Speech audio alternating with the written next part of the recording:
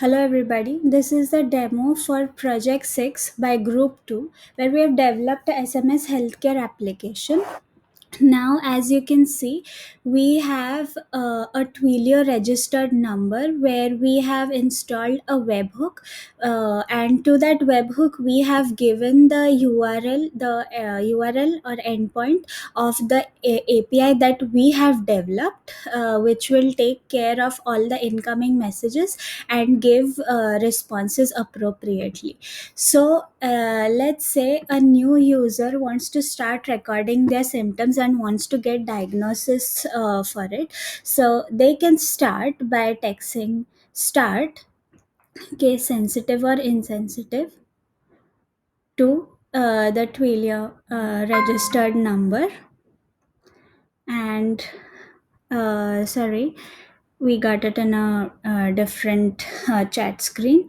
Okay, so we get these messages over here. Now our user is subscribed with Twilio, and they have been welcomed to the study, and a list of symptoms have been given for them to select from. So let's say a user selects one headache. Upon selecting the number of the symptom, they are asked to rank the symptom. So let's say we give a ranking of 2. We'll be informed that we have a mild headache. So based upon the ranking, the severity of the symptom will change. Next, we'll again get a list, but now with modified numbering, and the symptom which was earlier recorded will now be removed from the list, and then you need to start registering. And in this cycle you can register up to 3 symptoms, and if you press 0, the recording will stop and you are done. So let's try some invalid input. Let's say instead of a number from 1 to 4, we entered some other. It's going to ask us to enter a number from 0 to 4. So let's say we entered 3.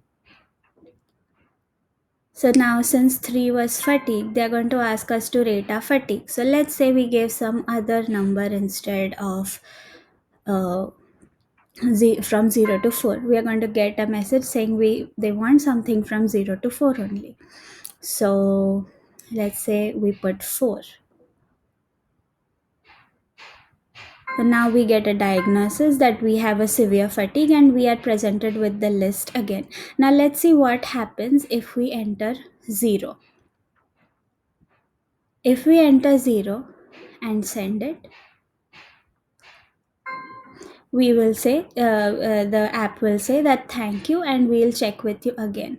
Now if you try to start the service again, you'll get a message saying that you're already enrolled, thank you.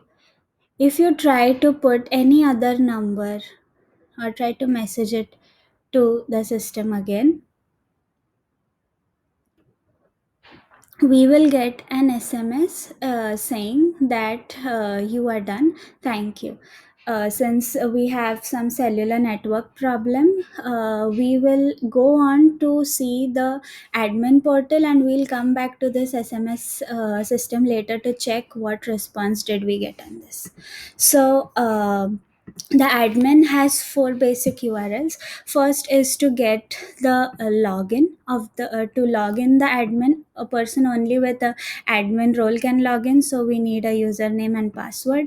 Upon sending it, we will get the admin information along with a token which has 1 hour time to live. Next is URL to get all the users and their recorded symptoms. So upon sending this request, we are going to get a list of users and all the symptoms they recorded so far.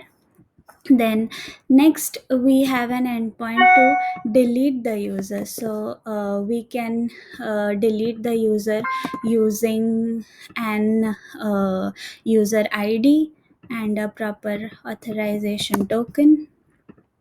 Sorry, we got the wrong token.